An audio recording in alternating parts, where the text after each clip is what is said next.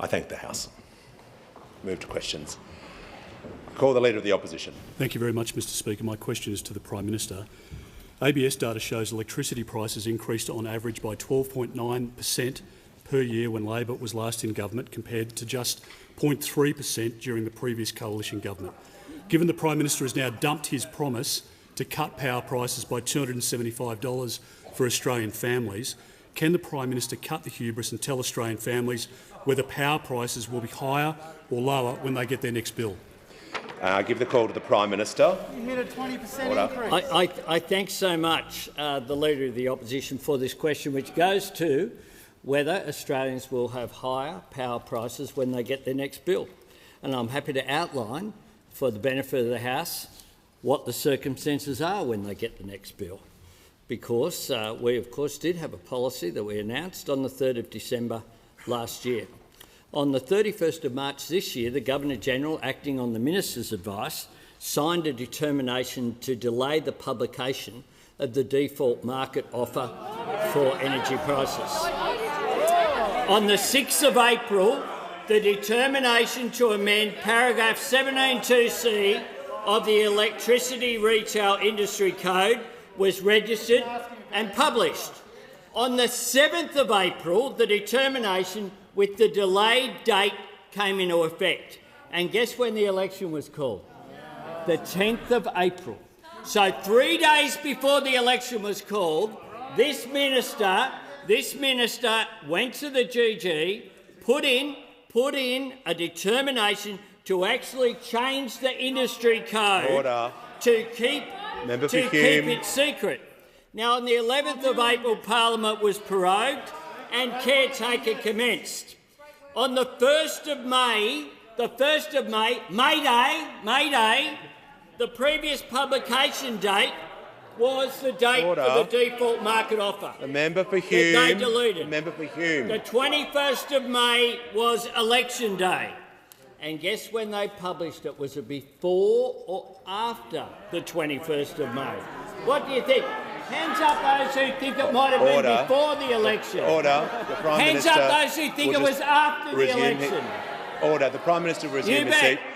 The manager of Opposition Business on a point of order. Yes, the point of order is relevance. Question very specific. Will he go? Resume your seat. Resume your seat. The question was specific about the former government, the government before that, and what is the Prime Minister doing regarding electricity prices? I call the Prime Minister. Well, those people who said it was after the election were spot on. On the 26th of May, the default market offer finally published by the Australian Energy Regulator. And the new default price that will feed straight into people's power bills came into effect on the 1st of July. The default market price on this government, this former government tried to hide from the Australian people. What we know is that renewables will lead to cheaper power prices. We stand by our modelling. Those opposite couldn't even be straight with the Australian people about the higher power prices that they locked in.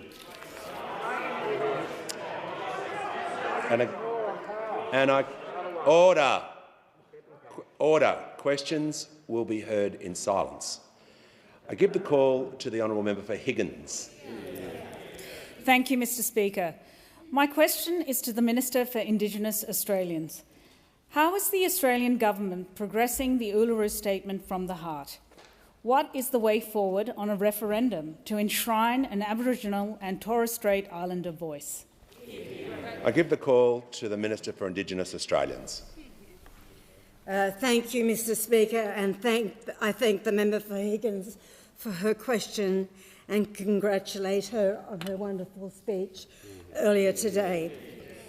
This weekend at the Gama Festival on Yol New Country, the Prime Minister delivered the most important speech by a Prime Minister on Indigenous affairs since the apology to the stolen generations in 2008. The Prime Minister recommended a simple question to be put to the Australian people in a referendum. Do you support an alteration to the Constitution that establishes an Aboriginal and Torres Strait Islander voice?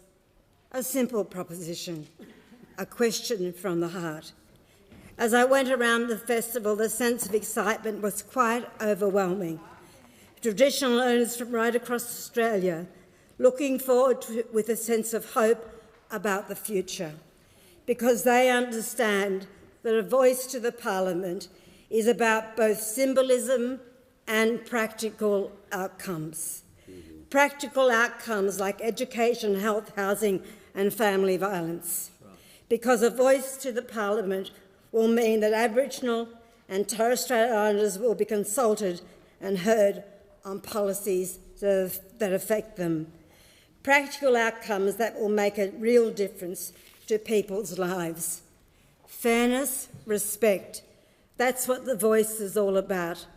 I am encouraged by the opposition keeping an open mind on supporting the referendum, and I want to sincerely thank the member for Barara for attending Gama with myself and the Prime Minister.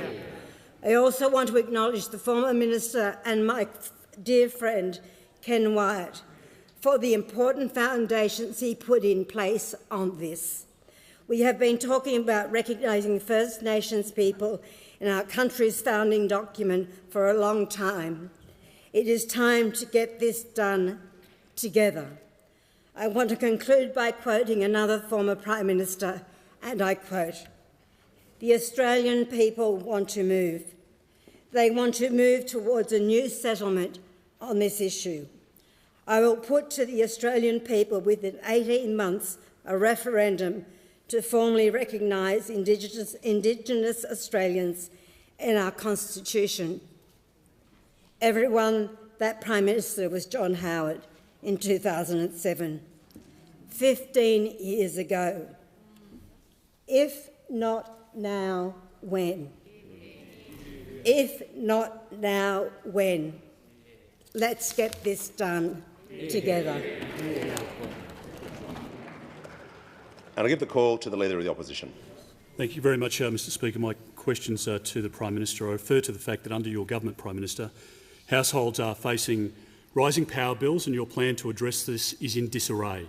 Will your government compound the pressure on household budgets by not extending the fuel excise relief? Why is Labor making a bad situation worse? I give the call to the Prime Minister.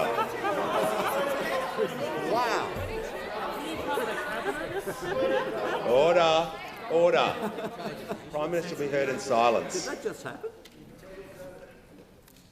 Thanks, Mr Speaker. I thank the Leader of the Opposition for his question, and I point to the fact that he was in the Cabinet, they put together the budget that had the end date for the measure which he talks about.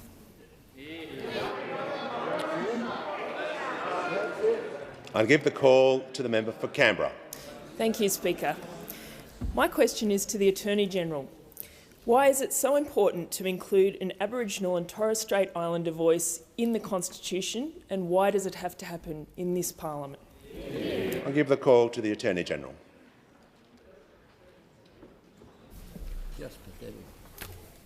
I thank the member for Canberra for her question and acknowledge her long-standing interest in this matter. The Uluru Statement from the Heart is a generous offer from the Aboriginal and Torres Strait Islander people of our country with a simple but powerful message about a pathway forward to a better future. A better future for Aboriginal and Torres Strait Islander people, absolutely, but also a better future for all Australians. One of the things the Statement from the Heart calls for is the establishment of a First Nations voice, and it asks for the voice to be included in the Constitution. It is a modest request. It is simply a request from Aboriginal and Torres Strait Islander people that they be consulted about decisions that affect them. This is not just a matter of fairness, respect or common decency, although it is that too. It's also a matter of common sense, because when Commonwealth governments have consulted with Aboriginal and Torres Strait Islander people about the policies that affect them, the results have been policies and programs that are more effective and more enduring. In answering the specific question of why it is important for a First Nations voice to be included in the Constitution, I echo the words of the Prime Minister at the Gama Festival on Saturday. Including a voice in the Constitution gives strength and status to the principles of respect and consultation. Including a voice in the Constitution means that a willingness to listen to the voices of Aboriginal and Torres Strait Islander people won't depend on who is in government or who is the Prime Minister from time to time. The voice will endure regardless. Including a voice in the Constitution means that the voice cannot be silenced. As a former Chief Justice of the High Court, Robert French, said in the Australian Financial Review this morning, the inclusion of the voice in the Constitution would also be itself an act of recognition, but one that has the practical benefit of providing a means by which Parliament and the Executive Government can be informed about the effects of proposed or existing laws, policies and practices in relation to Aboriginal and Torres Strait Islander peoples. And on the question of why it has to happen in this term of Parliament, I again echo the words of the Prime Minister. If not now, when? It has been already 5 years since the Uluru Statement from the Heart, and we should not wait another 5. I give the call to the honourable member for Kennedy. As the Minister in Queensland, which is the state with the biggest population of First Australians, and you'll hear me often identify myself as a First Australian, whether I am or not, that's irrelevant, really. No, it's a very important point I make. It's a very important, serious point I make. Member Kennedy, are you asking a question? I'm sorry, I was commenting point of order on the last question. If I'm out of order, then I'll sit down. There's no point of order. Resume your seat, member for Kennedy. I give the call to the member for Ryan. Thank you, Speaker. My question is to the Treasurer. We are in a wage and cost of living crisis, but corporations are making record profits and the gas corporations are gouging us all. In the upcoming budget, will you place a windfall tax on these excess profits to invest in universal services like getting dental into Medicare and bring down the cost of living for everyone? I give the call to the Treasurer. Yeah, thanks very much, Mr Speaker, and I thank the member for Ryan for her question, and I congratulate her once again on her election to this place. It's not the government's intention to apply a windfall tax to the gas companies. Obviously, we listen respectfully to the views that are put to us from right around the country about the best ways to deal with this combination of cost of living pressures, which are a big part of which are skyrocketing costs of energy. So we listen respectfully to the proposals that are put to us, but we are not currently working up a windfall tax or anything that looks like that as we deal with the complex combination of economic circumstances that we have inherited as a new government. We do have a policy on multinational taxes, which is part of making sure that multinationals pay their fair share of tax here in Australia, and so that we can invest that money in some of those areas that the member for Ryan is right to identify, whether it be Medicare, whether it be childcare, will it be investments in education and skills, all of these important areas. One of our defining tasks as a government, a task that we have embraced, the Finance Minister and I, indeed the whole Cabinet, the whole party room, is how do we take money which has been spent on unproductive purposes for a political dividend, and how do we redirect that money in the interests of the Australian people into areas which does deliver, whether it's a social dividend or an economic dividend as well. As the creators of Medicare, as the creators of so many of these programs that we cherish, we are looking for ways to more responsibly fund those priorities. And when it comes to the energy market in particular, we have said today, indeed the Minister for Resources has said today and others have said today, the Prime Minister, our focus in the energy market is on security and affordability, some of the issues which have been raised by the ACCC in the report that I released overnight. which go to making sure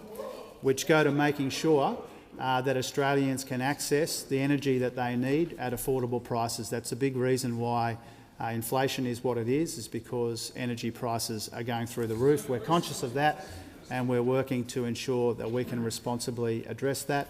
But the proposal that the member for Ryan has respectfully put to us is respectfully not a path that we are going down. I give the call to the member for McNamara.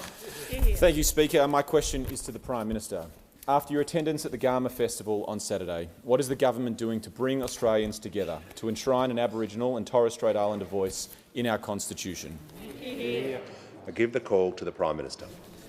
I thank the member for McNamara for his question and for his interest in advancing the cause of justice for First Nations people in Australia. It was indeed an honour to attend the Garma Festival, to meet with elders and to listen to their concerns. It was an honour to go with so many of my parliamentary colleagues, including the Minister, the Attorney-General, the Assistant Minister, Senator McCarthy, of course Senator Patrick Dodson, the father of reconciliation in this country, the member for Barara, the Shadow Minister, who travelled up with us on Friday. I thank you for your attendance, and the local members, of course, the member for Lingari and the member for Solomon. It has been 5 years since people gathered at Uluru and came out with the gracious statement from the heart, a generous offer of reconciliation. As the Uluru statement concluded, in 1967 we were counted. In 2017 we seek to be heard. We leave base camp and start our trek across this vast country. We invite you to walk with us in a movement of the Australian people for a better future. Well, 5 years on, it's time that we all walk the walk with Indigenous Australians. I believe that Australia can rise to this moment and advance reconciliation by recognising Aboriginal and Torres Strait Islander peoples in our birth certificate, our Constitution. It's not a matter of special treatment, it's not a matter of preferential power. It's about consulting Aboriginal and Torres Strait Islander peoples on decisions that affect them. And in the draft of the constitutional change that I spoke about on Saturday, it makes it very clear the primacy of the Parliament is not affected. It is also the case that it's not a matter of a voice or practical measures to close the gap. It's a matter of a voice being a vehicle to advance practical measures to close the gap. Because we know when a government listens to people with experience, with earned knowledge and culture and community, the policies and programs are always more effective, whether it be justice reinvestment programs, programs like Indigenous Rangers, where you consult people and give them that sense of ownership, you get better practical outcomes. The voice can empower communities, create opportunity, deliver justice and give security. This is an opportunity to uplift our entire nation. We need to seize that opportunity. Now I give the call to the member for Fairfax.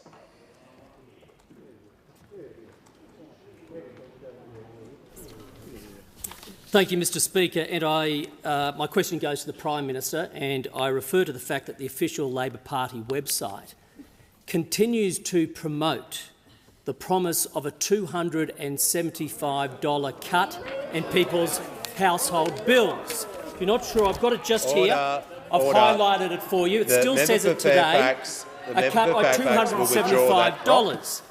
Now, will the Prime Minister please tell us why he is giving false hope to Australians who are already struggling with their cost of living that they're going to get a cut in their power bills? Order. Order. The Minister for Home Affairs. I call the Prime Minister. I'll ask the Shadow Minister to supplement this question because this is... I shouldn't get all of this. We should spread the opportunity. The truth is that they knew before the election that power prices were going up. Order. but they chose to keep Australians in the dark.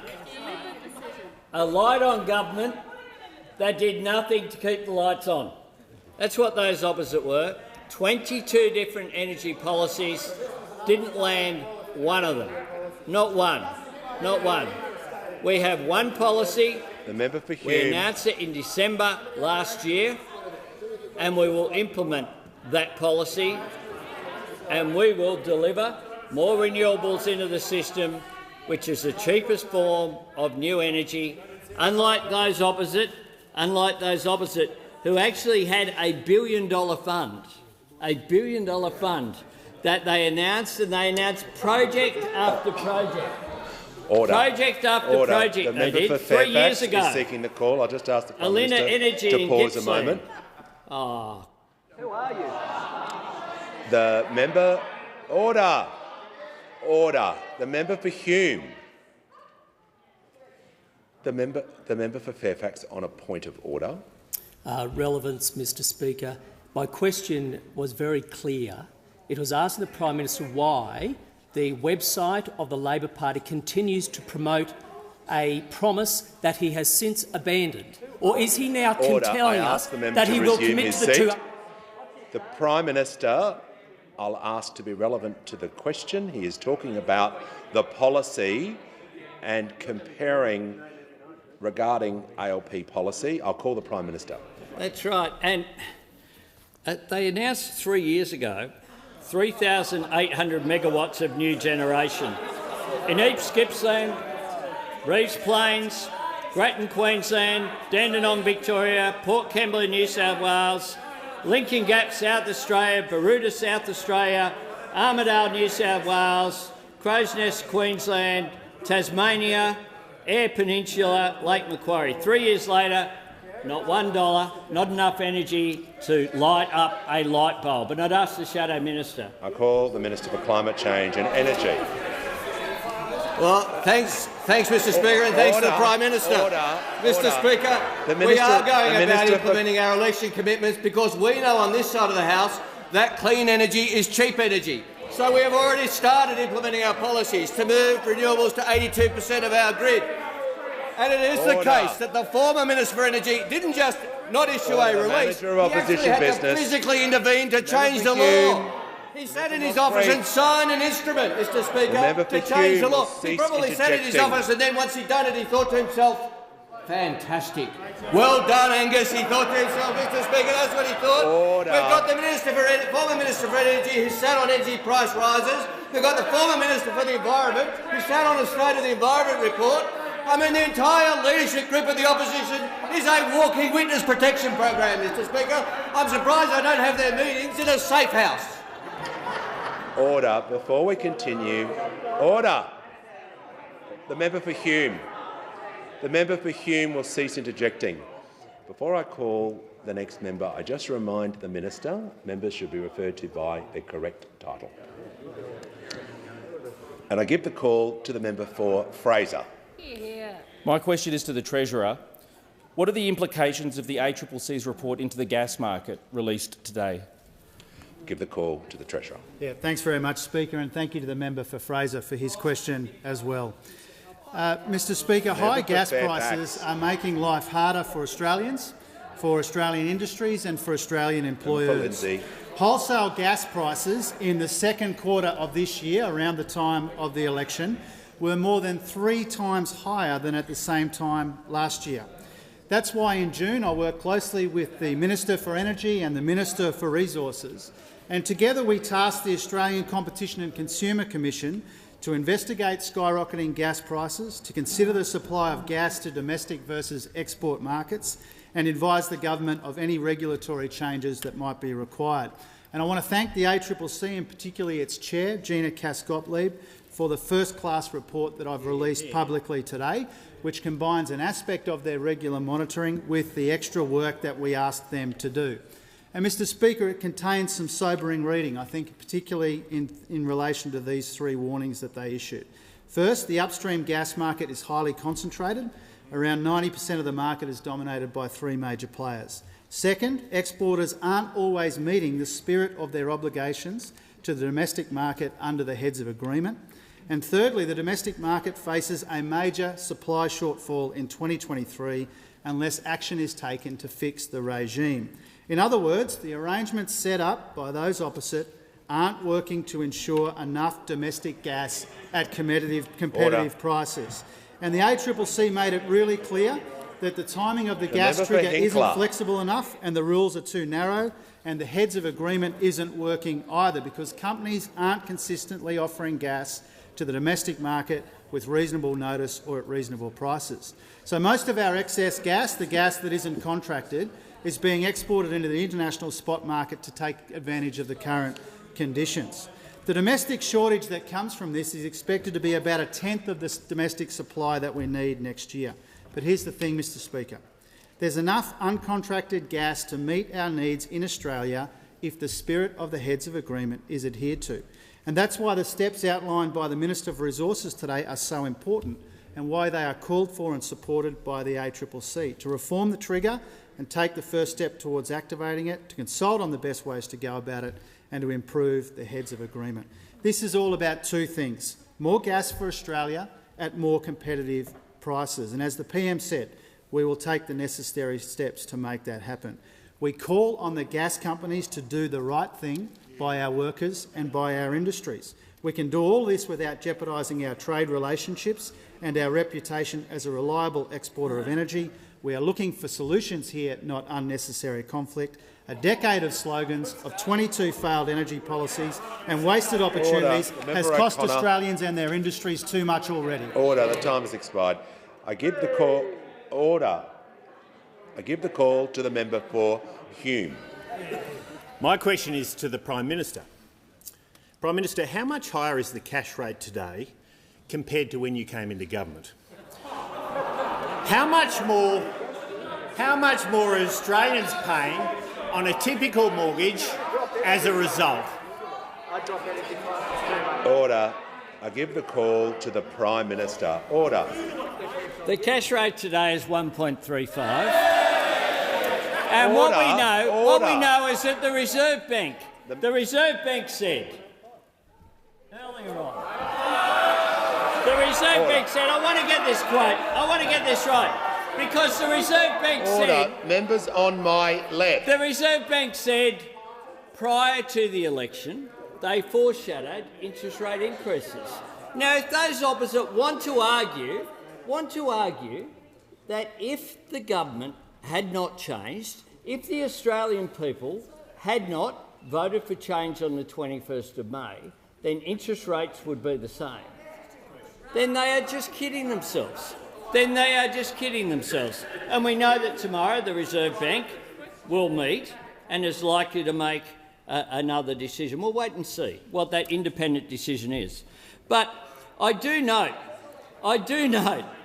that less than 1 month into the election, and this perhaps summarises the attitude of those opposite and where these questions derive from, where they said, quite frankly, the Labor government has had 9 years in opposition to prepare for the day that it would be in government, so there's no excuse.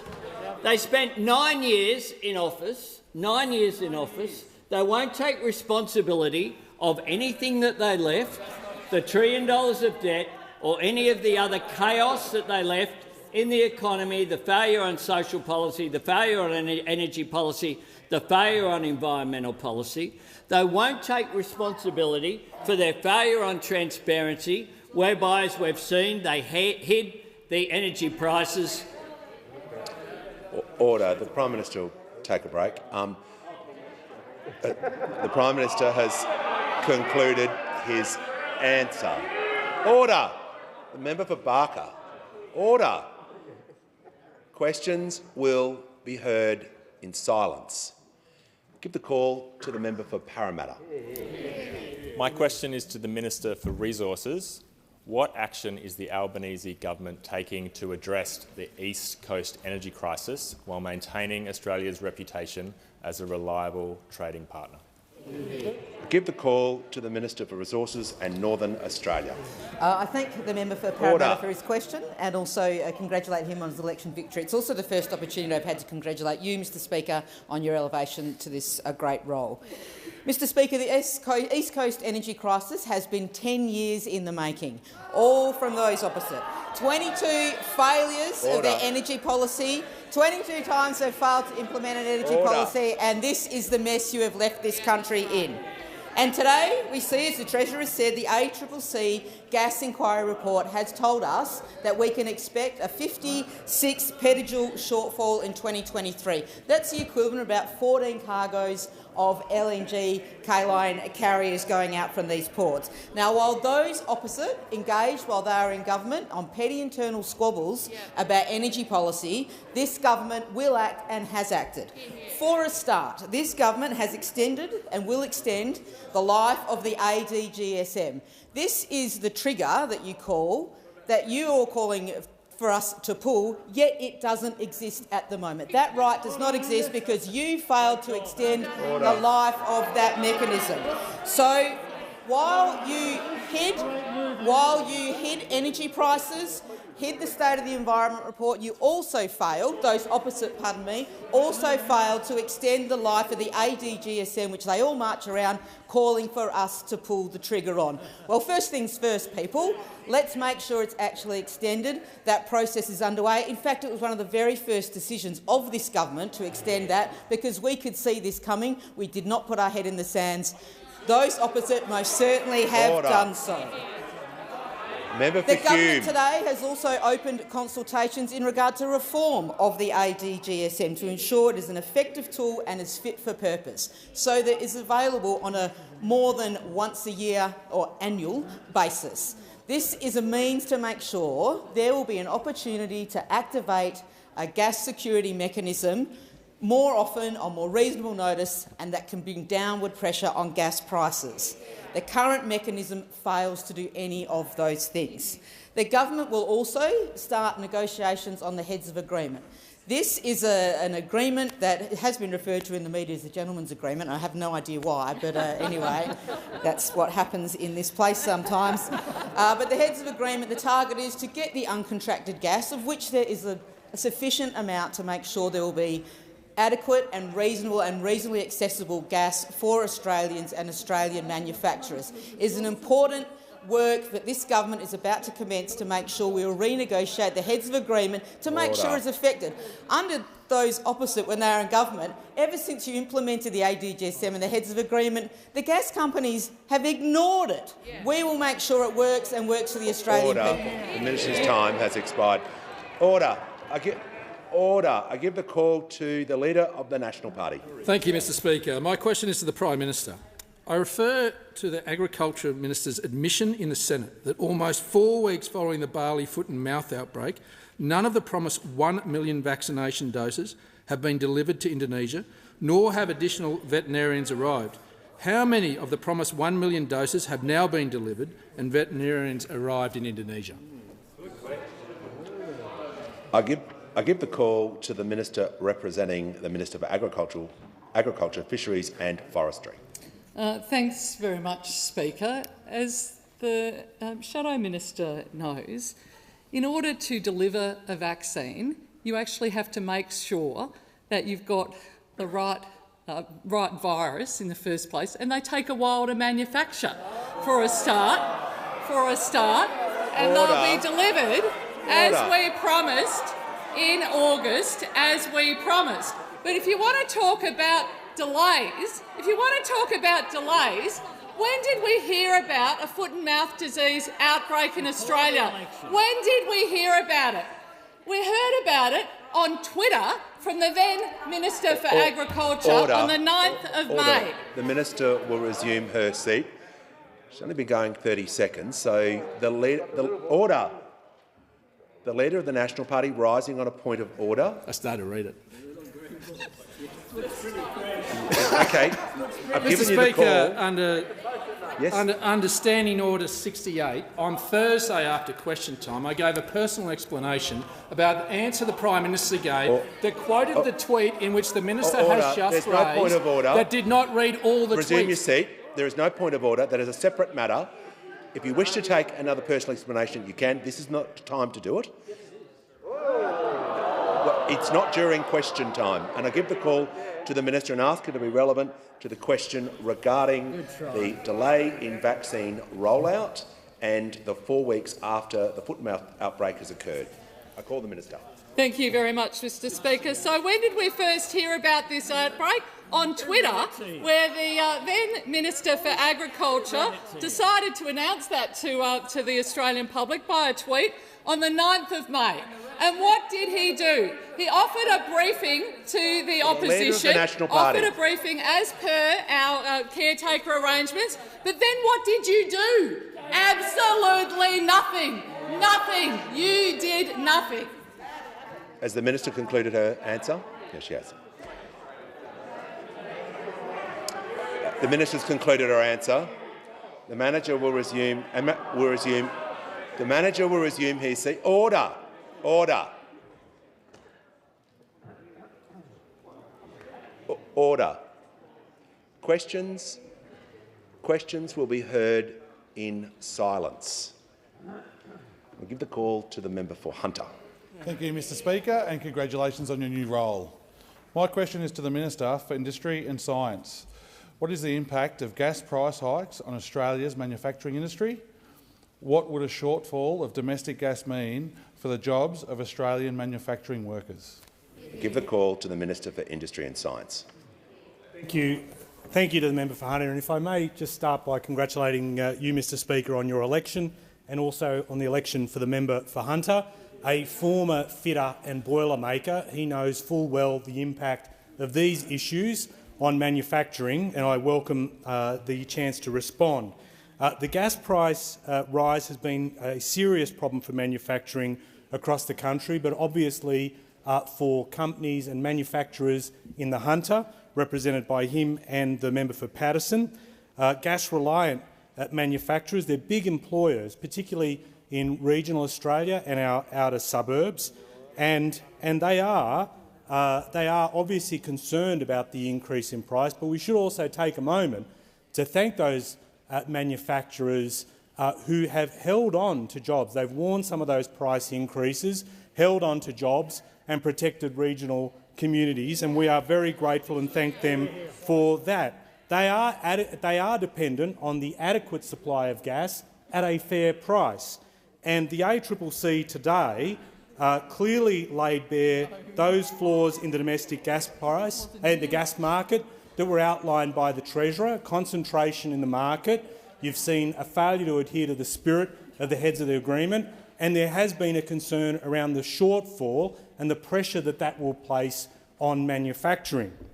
And from our point of view, if you look at the way in which that's played out, gas prices themselves going from the shade under $8 a few years ago gigajoule to now, in terms of the average spot price, being about $44. That is a huge increase. And the reality is this: we have multinational companies extracting an Australian resource to sell to international clients at a price that's squeezing Australian industry and jobs. And something has to be done about it.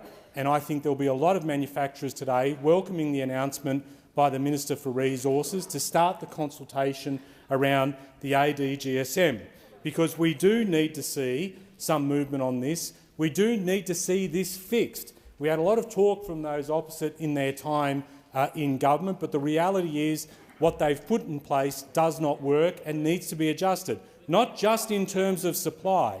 Supply is one thing, but the price at which it is offered is another. But it is reflective of a poor legacy, 22 failed policies by those opposite, a failure to get this right, and manufacturers have been forced to pay the price for that. This is not right, and it is something that we are determined to correct, and we are taking action to do just that. I give the call to the honourable member for Kooyong. Thank you, Mr Speaker. And my question is for the Minister for Health. Repeated infections with COVID-19 tend to be more severe and carry a high risk of persisting symptoms for as long as 6 months, as long as an increased risk of hospitalisation and death. There's increasing risk of cumulative neurological and cardiovascular disease from repeated infections with COVID-19. COVID-19 infections in this country are at a record high and increasing. Can the minister please explain how he proposes to manage the oncoming national significant burden of disability and chronic illness? Put your masks on. From repeated infection. Order. From repeated infection with COVID-19. The member's time has expired. I give the call to the Health Minister. Well, thank you, Mr Speaker, and I thank the member for Kooyong for her question. She's one of a large number of doctors and health professionals now in this parliament who together are going to add enormous quality and depth to our deliberations in health policy. And there can be no more important time than right now for that, Mr Speaker, because this pandemic, as the member points out, is still ravaging our community. Official numbers record that more than 300,000 Australians each and every week are being infected with COVID, and we know from sero sampling and other ways that the likely number is more than twice that. We think that as many as half of Australia has contracted COVID just over the course of this year so far. Our focus right now is on getting through this wave. We've extended support to state hospital systems, we've massively expanded access to fourth dose vaccines and to antiviral treatments, and we're encouraging Australians again to be COVID safe, in particular, as the member points out, to wear masks when indoors and not able to socially distance. But as the member points out, and as the member for Higgins pointed out in her beautiful first speech this morning, we also need to come to grips with long COVID. As the member knows, long COVID is not easy to diagnose and it's not easy to treat. The medical literature already reports more than 200 different symptoms being logged, most commonly involving fatigue, shortness of breath and what people are now calling brain fog. Some people's symptoms are disappearing after a few months. Others, as the member pointed out, experience quite specific symptoms that require specific interventions, for example, from a cardiologist. But more and more Australians are suffering longer-term multi-system disorders which prove very hard to diagnose and very hard to treat. And the truth is, Mr Speaker, we still don't really know the scale of this challenge. A common estimate of about 4% of COVID patients experiencing long-term symptoms already runs to hundreds and hundreds of thousands of Australians.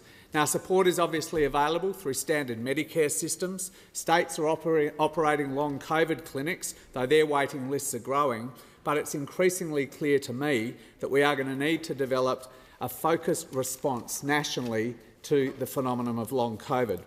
I've already started work on the next phase of the government's pandemic response, particularly beyond this winter and this third Omicron wave, and I've already spoken with the Chief Medical Officer about the need to develop focused proposals around long COVID in particular. It goes without saying, Mr Speaker, that I'm very keen to continue further discussions with the member for Kooyong and with other members of this place on this profound long-term health challenges that is proving so debilitating and so distressing for so many Australians. I thank the minister. I call the member for Newcastle. Thank you, Mr Speaker. My question is to the Minister for Climate Change and Energy. What action is the Albanese Labor government taking to put more energy into the grid for Australian households? Why is it so important to be upfront on the issues facing the energy system? And what are the consequences of a failure to act? I call the Minister for Climate Change and Energy. Well, thanks very much, Mr Speaker. I thank the member for Newcastle for her question. And she, together with her other Hunter Valley colleagues, represent an area which has been crucial to Australia's energy generation and will continue to be so. As we move Australia to become a renewable energy powerhouse, no region is more important than the Hunter in that transformation. And getting more energy generation and more electricity generation is the centrepiece of the Albanese government's approach. We have Rewiring the Nation, which will ensure that we can transition to 82% renewables into the system. 82% renewables because cheap energy is also clean energy. And unfortunately, the former government opposed this and continues to oppose this investment in transmission.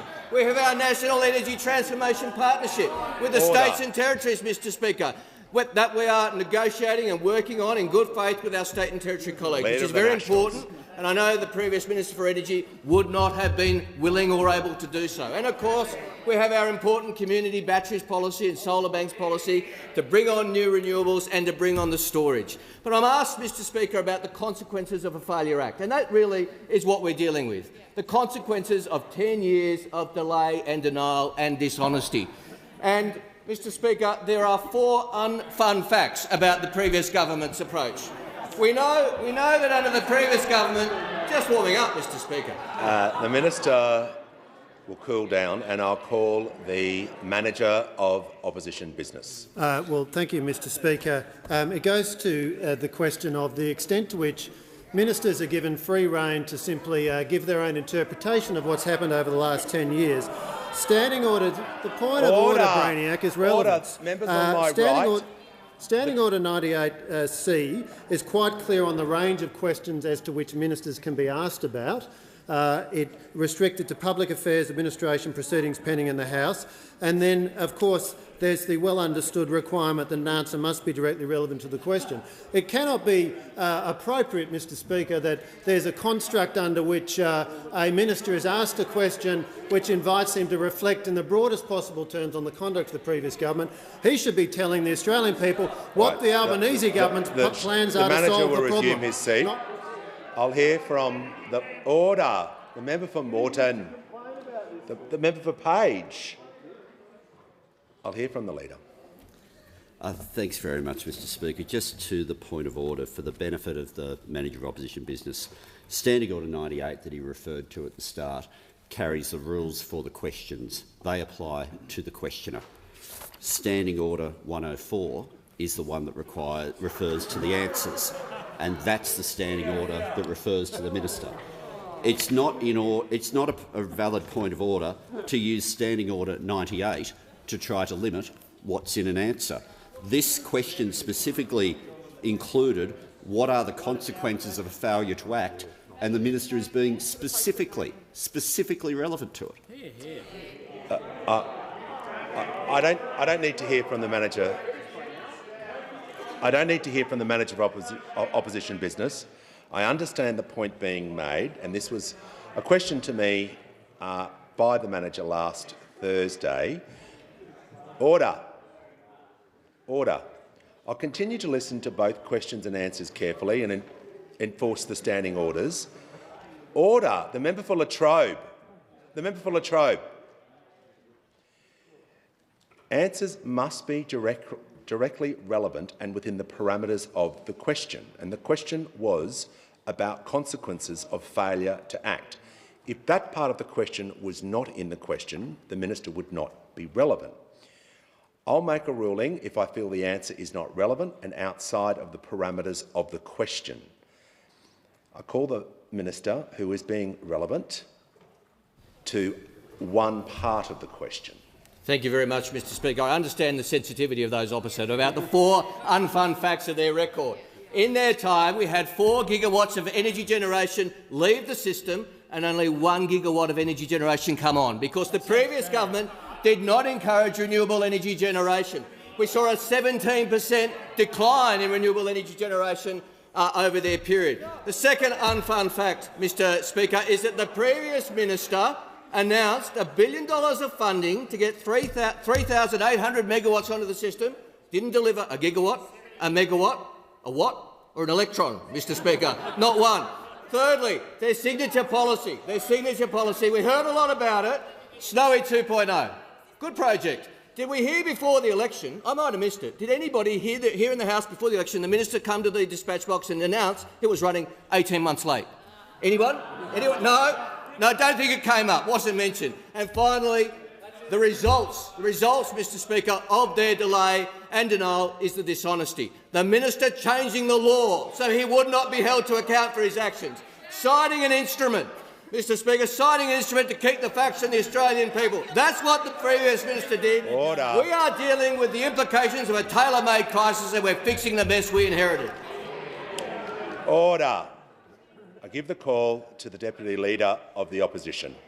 My question is to the Minister for Aged Care. I refer the Minister to her answer last week that 869 new nurses would be needed for Labor's 24/7 Nurses in Aged Care policy. In April, when asked about the number of nurses needed to deliver 24/7 nursing, the now Minister for Home Affairs said, "We will need to bring in low thousands, somewhere between 2,000 and 3,000 new people." Minister for Was Home the Affairs. Minister for Home Affairs wrong, or did you, Minister, mislead the House? I give the call to the Minister for Aged Care and Sport.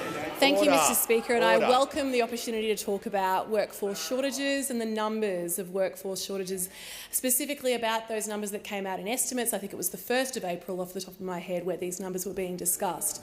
I think what's important to note here, Mr. Speaker, is that these numbers were the modelling of the then Morrison government when being told about workforce shortages. The difference, Mr. Speaker, is that we are actually doing something about it.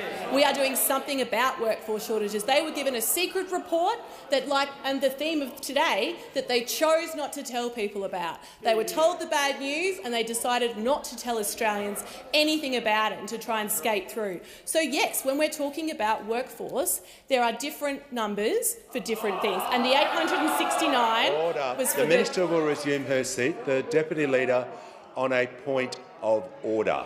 On relevance, Mr. Speaker, the question was the member for Hotham wrong? Resume your seat. Resume your seat. Thank you for the point of order. There is no order. There is no point of order. The Minister is referring to the question regarding numbers and the relevant answer regarding last week and the reference to the former Shadow Minister. So I'll give the call to the Minister. So yes, the number is still 869. It was also 869 when you didn't do anything about it, and it was thousands when we add the 200 care minutes, which is the other commitment that you speak about often. And I think the thing to note, Mr. Speaker, when perplexedly asking us about where all these workers are going to come from, it was a problem that you chose to do nothing about. You had this problem for years and years and years. And Mr. Speaker, probably worth noting at this point, when we talk about aged care workforce shortages, where did it all stem from? It stemmed from December 2013, when one of the first actions of the Abbott government was to cut the aged care workforce compact. Has the Minister concluded her answer? No, absolutely. All right. A point of order from the Manager of Opposition Mr. Speaker, Business. the new Minister should not be using the term you. That's a reference to you as a Speaker. Yes, I thank the Manager. Order.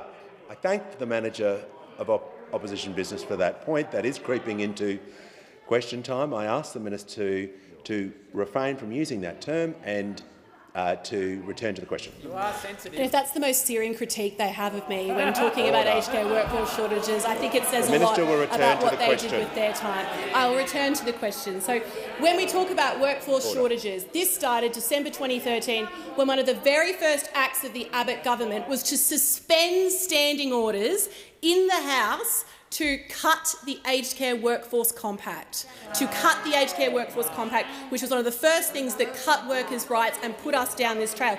Who was the Health Minister at this very moment when orders were suspended? Who was the Health Minister? The now Leader of the Opposition.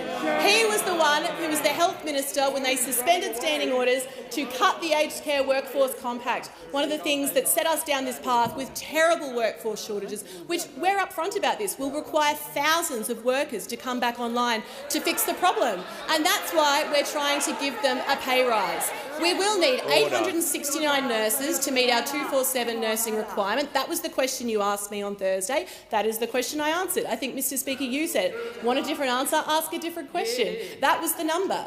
Broadly, as you well know from the secret report that you chose to do nothing about, thousands of personal carers, thousands of kitchen staff, thousands of other staff in aged care are going to be required to get to what, at the end of the day, Mr. Speaker, is talking about a better standard of care. They're quibbling over how we work to get a better standard of care, and really, after 9 years of neglect, a better standard can't come soon enough. Order. The Minister's time has expired.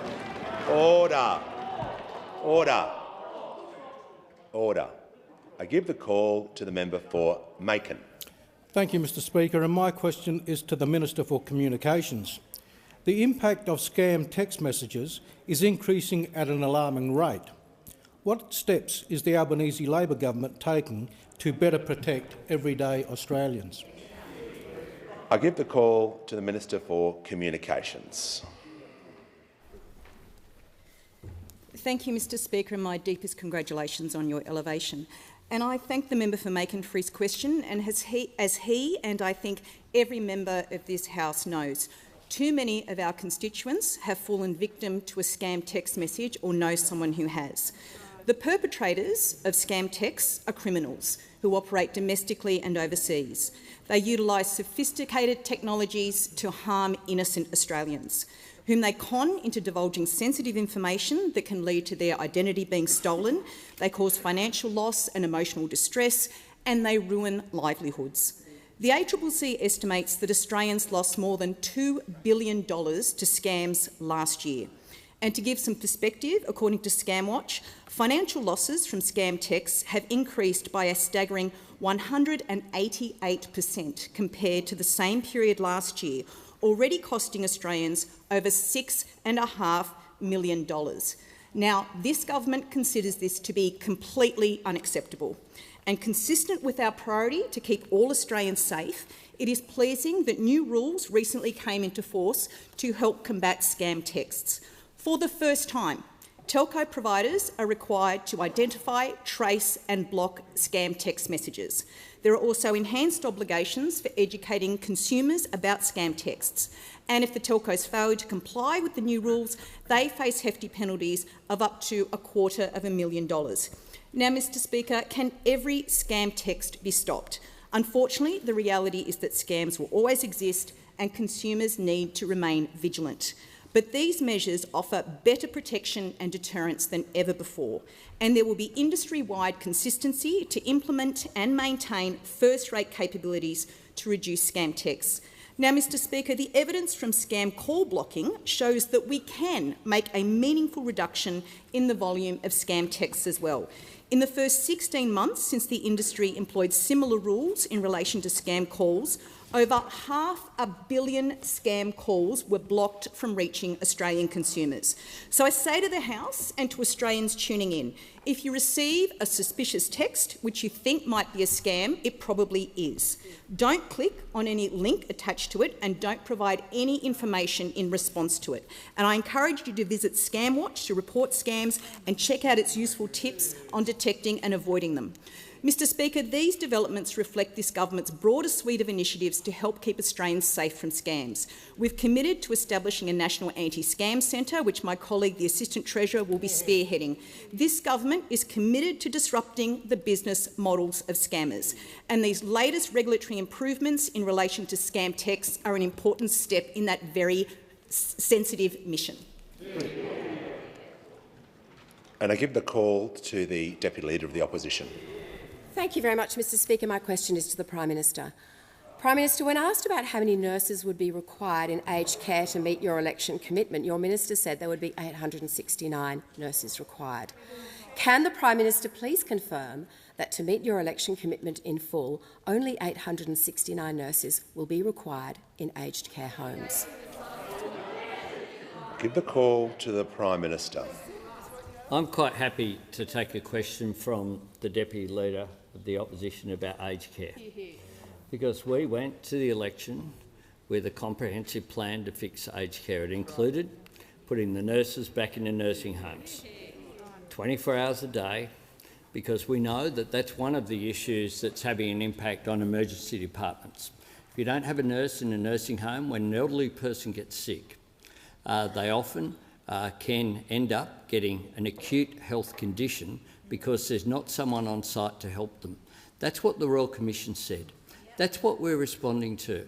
And I find it just beyond comprehension that after 9 years of neglect from those opposite on aged care, after having an aged care Royal Commission which made very clear recommendations, the response of the opposition is to come in here and to ask questions like this. Not to ask questions... Well, yes, I'll ask the Prime Minister to pause briefly. The Prime Minister is being relevant, so I'll call the Deputy Leader of the Opposition on a point of order. On relevance, Mr Speaker, and it was a simple question. Can the Prime Minister... Resume your seat. The Prime Minister... No, resume your seat. I want to remind all members of the House Simply raising points of order about relevance to disrupt question time will not be tolerated, and I will simply not take the point of order if this continues. Order. Order. I call the Prime Minister. Thanks very much, Mr Speaker. I'm asked a question about nurses in nursing homes, and what those opposite are saying is that it's not relevant. It's not relevant the consequences of not having a nurse in a nursing home 24/7. That's what they're saying. They just don't get it. And we had a very clear plan about nurses in nursing homes. We had a very clear plan about 215 minutes of care. We had a very clear plan about more accountability for the operators of nursing homes. We had a very clear plan about better nutrition in nursing homes for aged care residents, because we know that over half, according to the Royal Commission, over half of aged care residents were not getting the nutrition that they need. They're literally starving. This is the issue before Australians. And I say to the opposition to think seriously about the impact of those people watching this at home who have mum or dad or grandpa or grandma or their sister or brother in an aged care home, worried about the impact which is there, worried about the deficiencies that have been identified by the Aged Care Royal Commission. And you know what they're saying around the country? They're saying we want a nurse in a nursing home. They're saying we want 215 minutes of care. They're saying we want better nutrition. They're saying they want better accountability. Those opposite just show, with this line of questioning, just how completely out of touch they are.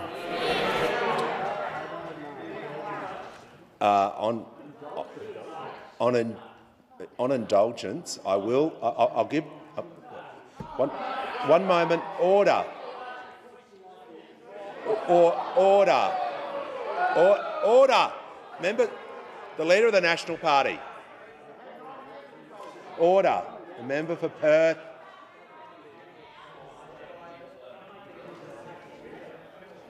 I'll call the Leader of the Opposition on indulgence. Thank you very much, Mr Speaker. I want to join with the Prime Minister's sentiment in terms of doing the best by those in aged care facilities, Mr Speaker. That is absolutely the desire and the approach of this coalition, Mr Speaker. We will support measures by the government which will go to providing support to those in aged care facilities. This question was about how many nurses are needed. Resume your seat. Resume your seat. The Leader will resume his seat for a moment. Order. Order. Order. I gave the indulgence to the Leader of the Opposition because of the position that he holds. I will not have the use of indulgence used for political point scoring.